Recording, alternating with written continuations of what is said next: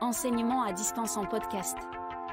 Aujourd'hui, Pauline Girin, diplômée du Master Marketing Stratégie des marques. Pauline Girin, bonjour.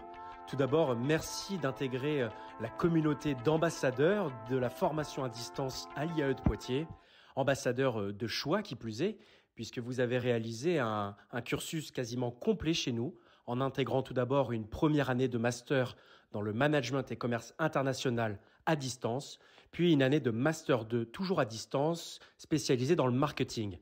Pouvez-vous nous décrire votre parcours pour en arriver jusqu'ici ? Alors, j'ai un bac+3 en commerce international à la base.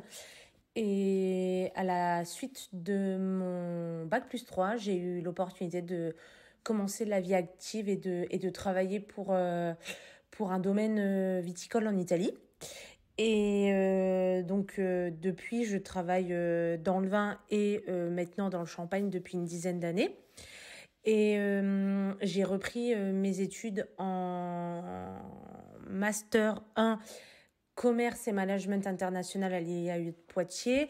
Et ensuite, j'ai basculé sur le M2 Marketing et Stratégie de marque, toujours à l'IAE de Poitiers en formation à distance. Alors, pendant vos 2 années de formation, vous étiez déjà en poste que vous occupez toujours actuellement par ailleurs. Peut-on savoir votre domaine d'activité, les missions qui sont les vôtres ? Donc actuellement, je travaille pour une maison de champagne où je suis à la fois responsable hospitalité et boutique en vue de l'ouverture d'un bâtiment réceptif sur le site de production de la maison, et aussi responsable export. Donc je m'occupe donc de développer la marque à l'export et de trouver des marchés. Et j'ai aussi un volet marketing et communication dans le sens où depuis l'année dernière, on a totalement rebrandé l'identité de marque de la maison. Donc il faut tout recommencer, tout refaire de zéro. Je vais vous poser la même question qu'à Philippe Blaiseau, qui a réalisé un master de finance en distanciel la même année que vous. Des établissements qui proposent des formations en marketing à distance, il y en a pléthore sur le territoire national. Pourquoi avoir choisi l'IAE de Poitiers ? J'ai intégré le M2 en marketing pour plusieurs raisons. J'ai toujours été fascinée par le marketing depuis mes années lycée-bac. Et clairement, en Champagne, c'est un univers très marketing, très marketé. C'est d'abord le packaging, le marketing qui compte, et ensuite le produit technique en lui-même. Donc ça m'a toujours fasciné, le marketing, notamment on va dire les déclencheurs psychologiques du consommateur face au marketing. Et je voulais aussi apprendre de nouvelles choses, me mettre à la page par rapport à l'univers marketing et professionnel dans lequel j'évolue en Champagne. J'ai choisi la formation à distance à l'IAE de Poitiers précisément parce que c'est un des rares M1 et M2 qui sont proposés à distance. C'est très important parce que quand on est dans la vie active et professionnelle, on n'a pas forcément la possibilité de tout arrêter du jour au lendemain. Donc la formation à distance de l'IAE de Poitiers était vraiment une aubaine et une opportunité pour reprendre mes études par correspondance. Et pourquoi ce M2 marketing en particulier à l'IAE de Poitiers ?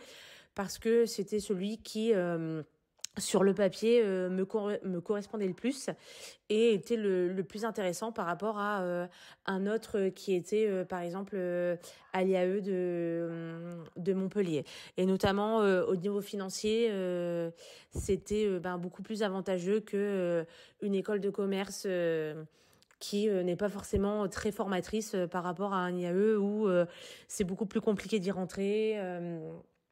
Et aussi, les enseignants sont beaucoup plus exigeants que sur une école de commerce. Donc le choix a été assez rapide pour l'IAE de Poitiers.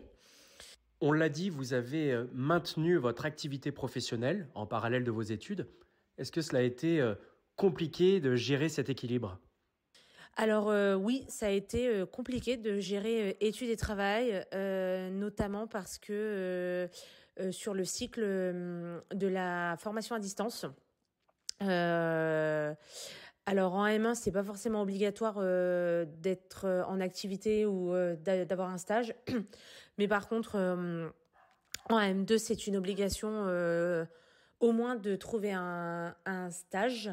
Alors oui, ça a été compliqué parce que le planning d'enseignement est très compact, très condensé. On enchaîne les partiels en même temps que les révisions, en même temps que le stage, en même temps que le mémoire. Donc oui, et en même temps, on va dire le stage ou une activité professionnelle, c'est compliqué. Il faut savoir s'organiser pour pouvoir